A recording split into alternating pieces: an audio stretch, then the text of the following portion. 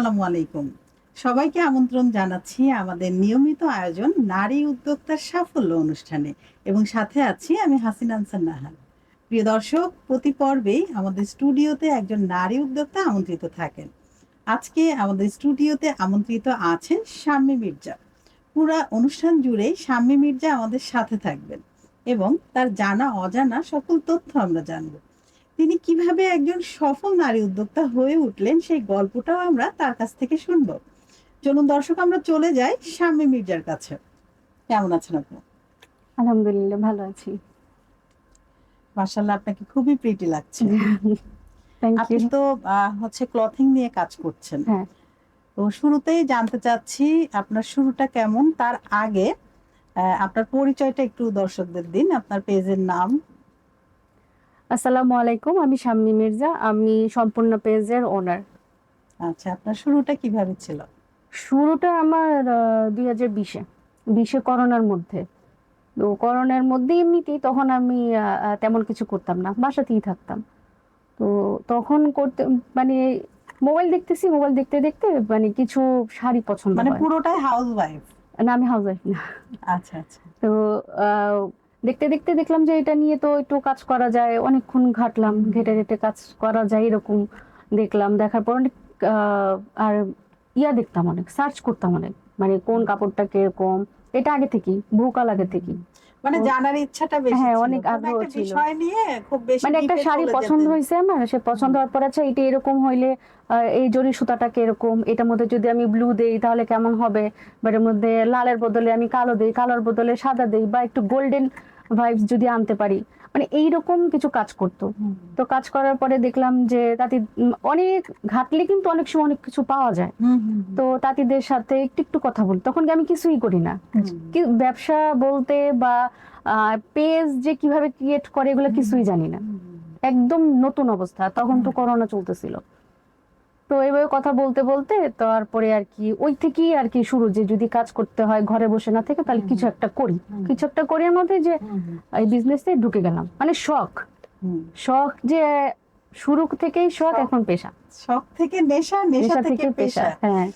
দর্শক, শুরুতে এমনই হয়, মানে জানার খুব ইচ্ছা থাকে, জানার আগ্রহ থাকে, ওই মানে জানতে গিয়ে সেই জিনিসের আসলে প্রেমে পড়ে যাওয়া। আপু ঠিক এই সেক্টরে এসে উদ্যোক্তা লাইফের পুরা প্রেমে পড়ে গিয়েছেন এবং উনার এটা নেশা হলো যে না, আমি আরো করব আরো করব, এবং হুম। নেশা থেকে পেশা।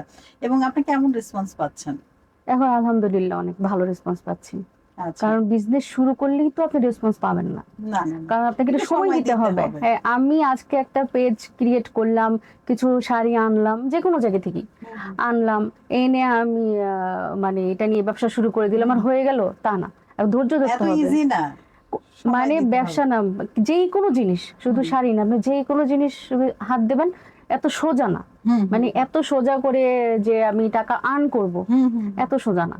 এটা হুম। অনেক রিসার্চ করা লাগে, অনেক মাঝে মানে অনেক মেধা স্ট্রাগল খাটাতে হয়। করা লাগে। আর আপনি যদি আগে থেকে না জেনে যদি 10টা শাড়ি নিয়ে বসে যান, হুম, হুম, হুম। তাহলে এটা বোকামি ছাড়া কিছু না। অবশ্যই এটা আগে বোকামি, থেকে মানে একটু নলেজ নিয়ে আসতে জানতে হবে, হবে। একটু পড়ালেখা করে আসতে হবে। অবশ্যই পড়াশোনা করতে হবে, যারা বিজনেস করতে চায় তারা অবশ্যই একটু নলেজ গেইন করাই লাগবে, হুম, হুম। না হলে হবে না।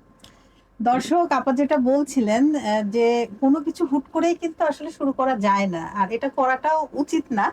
প্রথমে কি করতে হবে সেই বিষয়টা নিয়ে আপু যেভাবে একটু পড়ালেখা করেছেন, একটু ভেতরে গিয়েছেন, দেখেছেন যে আসলে কোন পণ্যের চাহিদা চলছে এখন, কি ট্রেন্ড চলছে, এবং আসলে এই কাপড়গুলোর উৎস কোথায়, অথেন্টিক ওয়ে গুলো কি, সমস্ত কিছু কিন্তু আপু পর্যবেক্ষণ করেই তারপরে কিন্তু উনি এই কাপড়ের ব্যবসায় এসেছে। তো আমরা যদি মনে করি যে হ্যাঁ, 6 মাসেই আমার লাভ হবে, এটা কিন্তু একটা ভুল ধারণা।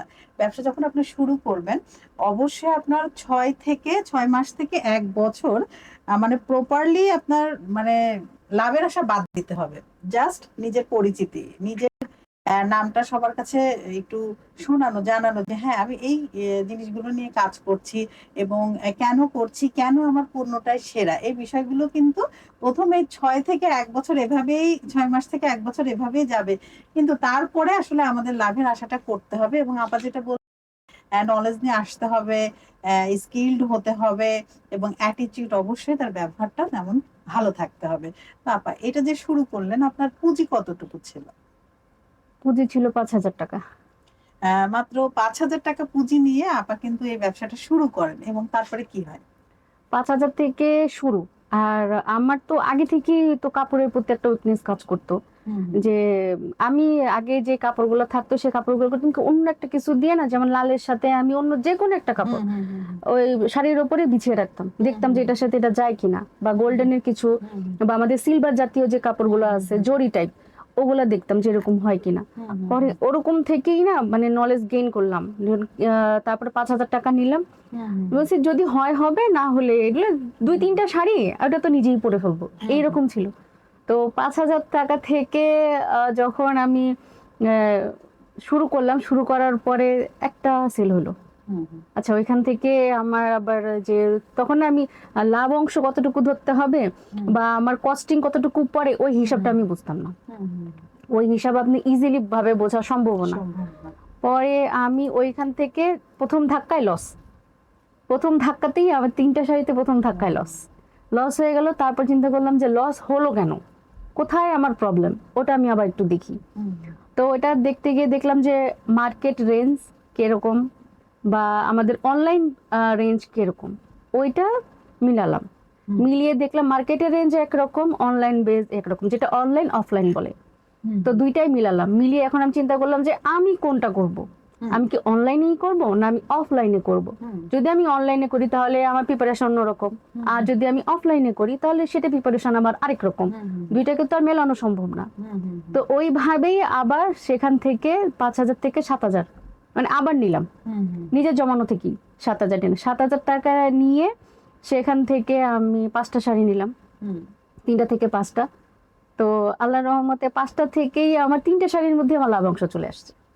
কারণ ওই যে আমি আগে আমি ইয়া খাইছি, হোঁচট খেয়ে পড়ে গেছি। ওটা একটা শিক্ষাও, কিন্তু মানুষ হ্যাঁ। করতে করতে কিন্তু শেখে। আর ওই পর্যায়ে যদি আপনি ছেড়ে দেন তাহলে আপনি মানে হাল টিকতে ছাড়া পারবেন যাবে না। না। না, ওইখানে যদি লক্ষ্যটা আপনি স্থির রেখে হ্যাঁ লক্ষ্য পর্যন্ত আপনাকে যেতেই হবে। হ্যাঁ আপনি যদি ওইখানে যদি আপনি কিনা আচ্ছা 3টা শাড়িতে লস হয়েছে, 10 টাকা করে 5 টাকা করে লস হয়ে গেছে, আমি অনেক লস হয়ে গেছে বাকি, এরকম করে যদি আপনি ভয় পেয়ে যান তাহলে অনলাইন প্ল্যাটফর্ম বা অফলাইন প্ল্যাটফর্ম বা ব্যবসায়ী আপনার জন্য না। আপনি মার্কেট থেকে কিনে শখ পূরণ করেন সেটা ঠিক আছে, বাট বিজনেসে আসা পসিবল না। মানে প্রায়ই কিন্তু এই সমস্যা হয়, যে প্রথমে কিন্তু ওই যে লাভের আশায় আমরা ব্যবসাটা শুরু করি। আসলে প্রথম 6 থেকে 1 বছর যেটা বললাম লাভের আশা বাদ দিতে হবে, আমরা উদ্যোক্তারা কি করি, 3 পা এগিয়ে 5 পা পিছিয়ে যায় ভয়। ভয়, ওই যে একটু লস হলো বাস, কিন্তু না, আমাদের লক্ষ্যটা স্থির রাখতে হবে যে আসলে আমি আস্তে আস্তে করবোটা আগাইতে কি। হবে। সবচেয়ে ভালো হয় যদি নিজের ব্যবসা শুরু করার আগে আমি নিজে যদি অন্য কোথাও কাজ করে আসি, তাহলে অভিজ্ঞতাটা কিন্তু আমার থাকলো। হুম। আসলে এখন যেটা দেখছি আপা, যারা উদ্যোক্তা আছে তারা আসলে ওইভাবে ঝুঁকি নিতে চায় না। সবাই ঝুঁকি একটু নিতে চায় না। সুবিধাজনক অবস্থানে থাকতে চায়, এবং প্রস্তুতি না নিয়ে কিন্তু হ্যাঁ, ব্যবসাটা শুরু করে। আর তখন কি হয়, ওই যে ওরা ব্যর্থ হয় হোঁচট না, খেয়ে ওই যে পড়ে যায়, হোঁচট খেয়ে পড়ে যায়, একদম ব্যর্থ শেষ, হয়। তখন হয় কি, তাদের ওই অদম্য ইচ্ছা শক্তিটা নষ্ট হয়ে যায়, যে একদম না শেষ হয়ে যায়। মানে আমি পারবো না, হাল ছেড়ে দিলাম। তো এজন্য আমি বলবো অবশ্যই উদ্যোক্তাদের সৃজনশীল এবং সৃষ্টিশীল হতে হবে। আপু, আপনি তো শুরু করেছেন করোনার সময়, এবং প্রথমে তো লস হলো, কিন্তু আপনি থেমে থাকেননি। আপনি আপনার দৃঢ় মনোবল এবং ইচ্ছা শক্তি দিয়ে আবারও শুরু করেছেন। তো চ্যালেঞ্জ তো অনেক ছিল, তাই না? কি কি অনেক চ্যালেঞ্জ ছিল, ছিল এবং কিভাবে এগুলো আপনি মোকাবেলা করছেন, চ্যালেঞ্জ যেন ছিল। আমাদের যারা দর্শক, আমরা কিন্তু লাইভে আছি, তো দর্শক আপনাদের যদি কোনো প্রশ্ন থাকে আপনারা করতে পারেন, সেক্ষেত্রে আপা অ্যান্সার দিবে, এবং আমার কাছে যদি কোনো প্রশ্ন থাকে সেটাও করতে পারেন। হ্যাঁ, এবং আপা আপনি জানান আমাদের দর্শকদের যে কিভাবে তারা সেই চ্যালেঞ্জ গুলো মোকাবেলা করতে পারে, যেহেতু আপনার একটা অভিজ্ঞতা আছে। যদি আপনি আপনার হিসাবটা না বোঝেন, লাভ লসের হিসাবটা না বোঝেন, তখন স্টপ করে দিতে হবে বিজনেস। স্টপ করে দিয়ে আপনি আপনার আগে বাজার দেখতে হবে, বাজার হাঁটতে হবে, মার্কেট হাঁটতে হবে। বাজার বলতে হচ্ছে মার্কেট, মার্কেট করতে হবে। যেমন আমাদের নিউ মার্কেট যাইতে হবে, তারপর গুলিস্তানও যাইতে হবে। কারণ গুলিস্তানের মার্কেট আর নিউ মার্কেটের মধ্যে কাপড়ের পার্থক্য বিশাল। হকার্স মার্কেটের আর হচ্ছে আপনি যদি আর বড় বড় শপিং মলে যান, ওইটার পার্থক্য কিন্তু বিশাল। আপনার ওইখানে গিয়ে কাপড় ধরে চেনে বুঝে দেখতে হবে যে এই কাপড়ের যে সুতাটা, এই সুতাটা কিরকম আর গুলিস্তানের সুতাটা কিরকম, এটা আমাকে বুঝতে হবে। যে আমি এখন অভিজ্ঞতার উপর, হ্যাঁ, আমি এখন কাজ 500 টাকা করলে দিয়ে অভিজ্ঞতা বাড়বে। আমি এখন 500 টাকা দিয়ে একটা শাড়ি কিনলাম, সেটা যদি আমি 1000 টাকা লাভ করতে চাই তাহলে তো হবে না, তাহলে তো আমি দুরুম করে পড়বো। কারণ এখন আমার আপনার মতো সবাই শাড়ি পরে, তারা সবাই কিন্তু অনলাইন বিজনেস, তারা সবার হাতেই মোবাইল আছে, তারা সবাই কিন্তু জানে। আমারটা দেখলো ভাল লাগলো না, আরেকজনের কাছে গেল, আচ্ছা ওই পেজে তো এত হচ্ছে, আপনি এত কম নিচ্ছেন কেন, বা এত বেশি নিচ্ছেন কেন? এটা তো সুতার ব্যাপার, কাপড়ের ব্যাপার না, ওইখানে আছে আমার সুতা যে যেমন হবে। অনলাইনে বুঝবে কি করে যে আসলে এই কোয়ালিটিটা বেস্ট? সেক্ষেত্রে কি করবো আমরা, কিভাবে নিজেদেরকে শো করব? তাদের তাদের কথা, তাদের কথার স্টাইল। একজন অনলাইন বিজনেস যে করে, হ্যাঁ, সে কিন্তু যদি সে মানে আমাদের মতো করার মতো করে, তাহলে কিন্তু তার কথা আপনি নেন, কোনো সমস্যা নাই, এইটা অনেক ভালো, আপনি কবে পাঠাবো, কবে দিব, ইত্যাদি ইত্যাদি। যখন আপনাকে মশলা দেওয়া শুরু করবে, তখন মনে করবেন যে এখানে প্রবলেম আছে, এখানে সমস্যা আছে। আর আমাদের মতো যারা তোষামোদি করা, হ্যাঁ অতিরিক্ত বলা, কোনো কিছু তো অতিরিক্ত আসলে ভালো না, এটা চোখে পড়ে যায়। আপনি পছন্দ করছেন এখন একটা শাড়ি, আপনাকে বললো যে আচ্ছা আপু এটার বদলে এইটা নাই, আপনি ওইটা নেন, তার মানে হচ্ছে আপনার ওই শাড়িটা চলতেছে না, ওই শাড়ির মধ্যে কোনো ডিফেক্ট আছে, আচ্ছা আচ্ছা, বা ওই শাড়িতে তার কোনো প্রবলেম আছে। মানে বিষয়টা কি এরকম যে ওরা কখনো আমাদের বন্ধু না?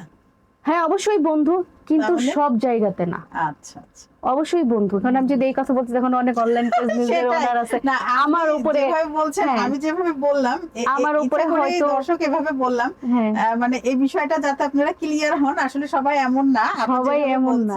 বেশিরভাগ ক্ষেত্রে আপনি 100-এ কত পার্সেন্ট দিবেন যে এরকম? 100-এ এখন আমি 90% দিব, যে কিছু অসাধু বিজনেস দিয়ে দিই, হ্যাঁ দিতে পারেন, আমি তো 85 দিতে পারেন, আপু অবশ্য 90 কিন্তু দিয়েছে। অসাধু বিজনেস যারা বলি, হ্যাঁ তারা কিন্তু আমাদের মধ্যেই আছে, হ্যাঁ আমরা আমাদের মধ্যেই আছে, আমরা বুঝতে পারি না। কিন্তু তারা মনে করেন যে একটা পিক কালেক্ট করলো, নিল, দেখেন আমার পেজ থেকেই হয়তো নিল, হ্যাঁ, কিন্তু সে অন্য জায়গা থেকে একটু পাতলা ধরনের শাড়িটা দিয়ে দিল, সেম রেঞ্জ রাখলো, কিন্তু আপনি তো আর ধরতে পারবেন না, না এখানে তো কিছু বলতে পারবেন না। কিন্তু আমরা অনলাইনে তো দেখি যে ও ফ্রড পেজ, এটা করছে, সেইটা করছে, বিকাশ নিয়ে তারপরে বলতেছে এইটা করছে, এটা করছে। আমরা তো অনলাইন অফলাইনে দুটো জায়গায় দিয়ে আছি, তারপরে আমরা পাইকারি যেভাবে দিচ্ছি, খুচরাও সেভাবে দিচ্ছি। তো আমাদের যদি একটা শাড়িতে কোনো ডিফেক্ট থাকে, আমি আপনাকে চেঞ্জ করে দিতে বাধ্য। তবে একটা জিনিস, যে আপনি নিলেন, দেখলেন, আপনি নিজেই এটাকে ডিফেক্ট বানাইলেন, সেটা তো অন্য জিনিস, সেইটা অন্য কিছু। এবং আপনারা যখন কাপড়গুলো দেন অনলাইন বা অফলাইনে যেখানে সেল করেন, অবশ্যই দেখেই তো দেন। আমরা দেখে দেই, ইভেন সমস্যা আছে আমরা দেখে দিই, বলেও দিই ক্লায়েন্ট। আমি যদি আপনাকে কমপ্লেন করি, তো সেই কমপ্লেনটাও তো আপনার নলেজে থাকতে হবে যে হ্যাঁ আমার শাড়িতে এমন ছিল, উনি এটা বলেছে, তার মানে ওনার কাছে যাওয়ার পরে এটা হচ্ছে, হ্যাঁ এটা তো আপনারা ধরে ফেলেন। হ্যাঁ, এটা তো এখন আমার হাতের কাজ হয়েছে কখনো না, এরকম আমার সাথে হয়নি, কারণ আমি যেটাকে বলছি এইটা আমি দিছি, মানে এইটাই আমি দিছি, আচ্ছা এটা আমার না, তার মানে এটা আমার না, কারণ আমি আমার শাড়ি ধরলে বুঝতে পারবো যেটা আমার বা এটা আরেকজন। অবশ্যই এটা আপনার প্রোডাক্ট, আপনার সন্তানের। হ্যাঁ, এটা আমি যখন হাতে নিব, তখন কিন্তু ও আমার সাথে কথা বলবে, সেটাই বলছি, সন্তানের মতো আমার সাথে ও কথা বলবে। আর একটা বিষয় হচ্ছে যে অনেকে আছে হয় কাস্টমারদের, যেহেতু আমাদের সেলারের প্রবলেম, আমাদের সেলারের সম্পর্কে বললেন, কাস্টমারদের সম্পর্কে একটু বলতে হয়। তো কাস্টমাররা হচ্ছে কি জানেন, অর্ডার করলো, চলে গেলো আরেকদিকে, ফোন দিচ্ছে রাইডার, তারা ফোন রিসিভ করতেছে না, এটা কিন্তু আমাদের একটা লস। তারপরে আবার দেখা গেছে যে শাড়িটা ওপেন করতে গেল। দর্শক আপার কথা বলতে থাক, এই ফাঁকে আমি একটু লাইভটা শেয়ার করে দিই। আপা বলেন, আমরা যেহেতু আবার যে কিছু কাস্টমার আছে যে দেখলো শাড়িটা, বা নিজের হাতেই একটু প্রবলেম হয়ে গেল, এটা উনি স্বীকার করবে না, ডাইরেক্ট পেজের ওনারকে বলে যে আপনি এটা করে দিচ্ছেন। আচ্ছা, এইরকমও কিন্তু এরকম বহুত কেস আছে, বহুত কিছু আছে এরকম হয়। তবে আমাদের অনলাইনের যারা বিজনেস করি, তারা সকলে খারাপ না, কিন্তু আমাদের মধ্যেই খারাপ আছে, যেটা আমাদেরকেই বদনাম করে। অভিজ্ঞতার একটা ব্যাপার, ওই অভিজ্ঞ থাকলে তারা কিন্তু আসলে বুঝে ফেলে। হ্যাঁ, সেটাই তো। আসলে আপনার যে প্রোডাক্ট, আপনি তো অনেক প্রোডাক্টই সেল করছেন, তো আপনার যে কাপড়, মানুষ কেন আপনার কাপড় নেবে? বিশেষত্বটা কি? কেন আসবে কাস্টমার? কারণ ভুরি ভুরি কিন্তু পেয়ে যাচ্ছে কাপড়ের, থ্রি পিসের, আপনারটা কেন বেস্ট? আমারটা বেস্ট হচ্ছে যে আমার কাপড়ের সুতার কোয়ালিটি আমি 10/10 দেবো। যারা আমার শাড়ি পরে বা যারা আমার থেকে নেয় তাদের তো আজ পর্যন্ত আমার সম্বন্ধে বা আমাকে নিয়ে কিছু বলেন, বা আমার আজ পর্যন্ত কোনো শাড়ি ব্যাক আসে নাই। আচ্ছা আচ্ছা, আমার আজ Back পর্যন্ত আসে নাই। ব্যাক আসে নাই। বা আমি আমি যতক্ষণ পর্যন্ত সে শাড়িটা না খুলতেছে, তার ভালো না লাগতেছে, ততক্ষণ পর্যন্ত বলি শাড়িতে কোনো প্রবলেম আছে, আপনার কোনো সমস্যা হচ্ছে, আপনি দেখেন আপনি যেমন দেখলেন সেরকম পাইছেন কিনা, ওটা ফিডব্যাক আমাকে দেন। এরকম বহুত আছে যে না আমি যেটা দেখছি সেটাই পাইছি। বাহ, চমৎকার। তো কাপড় নির্বাচন ও মান হচ্ছে বজায় রাখতে আপনি কি কি অবলম্বন করেন, কি কি পদ্ধতি, বা কিভাবে বোঝেন যে এই কাপড়টা আসলে মানসম্মত? এটা হচ্ছে ওই যে আমাদের সুতো ওইভাবে আমরা নির্বাচন করি কোন সুতাটা দিব। সব সুতা দিয়ে তো আমরা কাজ করি না। যেমন মনে করেন যে সব শাড়ি সেলও করি না, কারণ একটা স্টুডেন্ট, আপনি যখন 1,000 টাকা দামের শাড়িটা পরতে পারবো, একটা স্টুডেন্ট কিন্তু 1,000 টাকা দামের শাড়ি পরতে গেলে একটু প্রবলেমই হবে। তো তাদের জন্য তো তাদেরটাও আমার মাথায় রাখতে হয়। তো দেখা যায় যে ওটা আমি যে কোনো শাড়ি 500-তে 700-তে দিয়ে দিই, তবে ওদেরকে আমি ওটা বলে দিই এই শাড়িতে কিন্তু এই প্রবলেম আছে। আচ্ছা, তখনই বলে দেন। হ্যাঁ, এই প্রবলেম আছে। আপনি Discount- যদি নেন তাহলে আপনি জেনে বুঝে নেন। বাস এটা বলে তো ওইটার স্ক্রিনশট তো আমার কাছে থাকেই, যে আপনি জেনে বুঝে নিছেন। আমি দেখাই দিছি যে শাড়িতে এই প্রবলেম আছে, ছবি তুলে দিছি, আপনি জেনে বুঝে নিচ্ছেন। এবং আপনি তো ডিসকাউন্ট, হ্যাঁ, আমি ডিসকাউন্টও দিছি। এখন আপনার যদি ভালো না, ওখানে আবার থাকে যদি আপনার ভালো না লাগে, আপনি দেখলেন, দেখার পর ভালো না লাগলে আপনি আমাকে রিটার্ন ব্যাক দিয়ে দেন। তো আপনার অনলাইন না অফলাইন কোন প্ল্যাটফর্মে বেশি সেল হচ্ছে? অফলাইনে। সারা অফলাইনে। অনলাইনটা কি মানে আপনি কি সেভাবে প্রচার করতে পারছেন না নাকি? আসলে কি, যেহেতু আমি পাইকারি সেলার, আচ্ছা, আমার ওই যখনই আসে শাড়িটা চলে যায়, শেষ হয়ে যায়। আর যেটা অনলাইনে সেটা হচ্ছে আমাকে রেখে রেখে রেখে রেখে, তো এখন একটা শাড়ি আমি কেন রাখবো? 10টা শাড়ি আমার প্যাকিং করতে গেলে দেখা যায় 9টা শাড়ি আছে, একটা দিয়ে দিলে আমার 10টা হয়ে যায়। তো আমি একটার জন্য 9টাকে বসায় রাখবো? এটা তো হয় না। না, তা তো অবশ্যই। আমরা কিন্তু কথা বলতে বলতে একদম শেষ দিকে চলে এসেছি। আপনার ভবিষ্যৎ পরিকল্পনা? ভবিষ্যৎ পরিকল্পনা হচ্ছে, যেহেতু 2020 থেকে শুরু আমার, এই পর্যন্ত আল্লাহর রহমতে সবার ভালোবাসায় বা সবাই যত কাজ করছে এখন পর্যন্ত কোনো খারাপ রেকর্ড আমার আসেনি, বা কোনো কিছু আমার ব্যাকও আসেনি। তো সম্পূর্ণকে একটু বড় করব, ওকে একটা ব্র্যান্ড করব, এটা হচ্ছে আমার নেক্সট পরিকল্পনা। এখন বাকিটা আল্লাহ ভরসা। আপনার জন্য অনেক অনেক শুভকামনা। আপনার সম্পূর্ণভাবেই সম্পূর্ণ হবে। দর্শক, আমরা আশা রাখি। আপা, কেমন লাগলো আমাদের এই অনুষ্ঠানে এসে? ভালো লাগছে অনেক। তো এখন অনলাইনে অফলাইনে কিভাবে সেল করতে হয় বা কি যেই হিসাবটা করতে হয়, আমি মনে করি এখন তারা বুঝতে পারছে। আর মোটিভেট হইতে হবে, আমি আজকে এই কাজটা করব, আমি আজকেই করব, আমি আজকে করব। মোটিভেট হইলাম, আমাকে দেখি মোটিভেট হইলো, 10টা শাড়ি কিনে আনলো, এই পাগল হওয়া যাবে না। আপনি মোটিভেট হন, আপনি বাজার ঘোরেন, আপনি মানুষের সাথে কথা বলেন, তাদের সাথে কথা বলেন, আপনি ভালো তাদের সাথে কথা বলেন। এইরকম মানুষ নির্বাচন করতে হবে। না, অবশ্যই। আপনাকে অনেক ধন্যবাদ। আবার নতুন কোনো আয়োজনে আপনার সাথে আমাদের দেখা হবে। দর্শক, আপনারা যারা এতক্ষণ আমাদের সাথে ছিলেন, আপনাদের অসংখ্য ধন্যবাদ। আপনারা চাইলেই কিন্তু আমাদের এই অনুষ্ঠানে আসতে পারেন। সেক্ষেত্রে আমাদেরকে ইনবক্স করতে পারেন, আমাদের ইমেল অ্যাড্রেস দেওয়া আছে, ইমেল করতে পারেন, অথবা আমাদের এই পোস্টের কমেন্ট বক্সে কিন্তু কমেন্ট করতে পারেন। প্রতিটি পর্বেই আমাদের প্রত্যাশা থাকে নারীর স্বাবলম্বিতা এবং নারীর সফলতা। নারীর জীবন ভরে উঠুক সফলতায়, এই কামনায় আজকের মতো আমি হাসিনা আনসার নাহার শেষ করছি। আবার নতুন কোনো আয়োজনে আপনাদের সাথে দেখা হবে। সে পর্যন্ত আপনারা সবাই ভালো থাকুন, সুস্থ থাকুন এবং আমাদের সাথে থাকুন। আল্লাহ হাফেজ।